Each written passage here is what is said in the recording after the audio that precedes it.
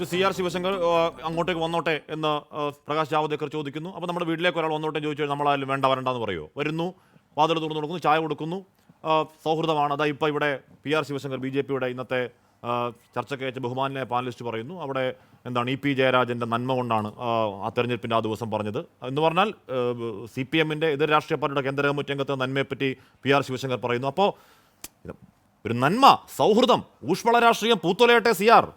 ആർക്കെന്താണ് പ്രശ്നം? അല്ല, അതന്നെയാ പറഞ്ഞേ, ആ ഊഷ്മള രാഷ്ട്രീയം തന്നെയാണ് നമ്മളിപ്പോൾ കണ്ടുകൊണ്ടിരിക്കുന്നത്.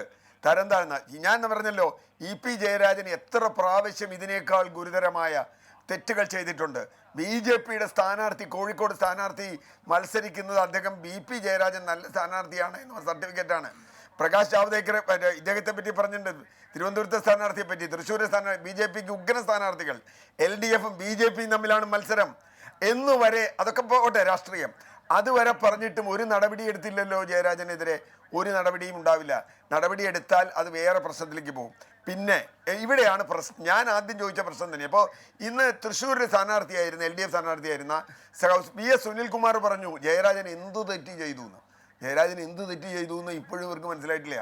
ആകെയുള്ള കാര്യം പാർട്ടിയോട് പറഞ്ഞില്ല. ദല്ലാൽ നന്ദകുമാറിൻ്റെ വീട്ടിൽ പോയി പാർട്ടി പരിപാടി ലംഘിച്ചതിന് ഒരു കുഴപ്പമില്ല. അക്സറിനുമില്ല, CPMനുമില്ല, പിണറായി വിജയനുമില്ല. ഇത് പോയി കണ്ടതിനുമില്ല. പത്രക്കാരോട് പറഞ്ഞത് അതത്ര ശരിയായില്ല. അവിടെയുള്ളൂ പ്രശ്നം. അസ്ഥാനത്തെ സമയത്തായി പോയി, സമയം കഴിഞ്ഞു. ശ്രീ CR ഇടപെടുകയാണ്. എന്തായാലും അങ്ങനെയാണ്. ഇപ്പോൾ എന്ന് പറഞ്ഞാൽ സൗഹൃദം, ഊഷ്മള സ്നേഹ സൗഹൃദ സംവാദ രാഷ്ട്രീയം, ഊഷ്മള രാഷ്ട്രീയം നീണാൾ വാഴട്ടെ. എൻകൗണ്ടർ പൂർണ്ണമായാണ് ചർച്ചയിൽ പങ്കെടുത്ത എല്ലാവർക്കും. ഇനി വാർത്താ വഴിയാണ് SVJ കുമാർ ചേരും.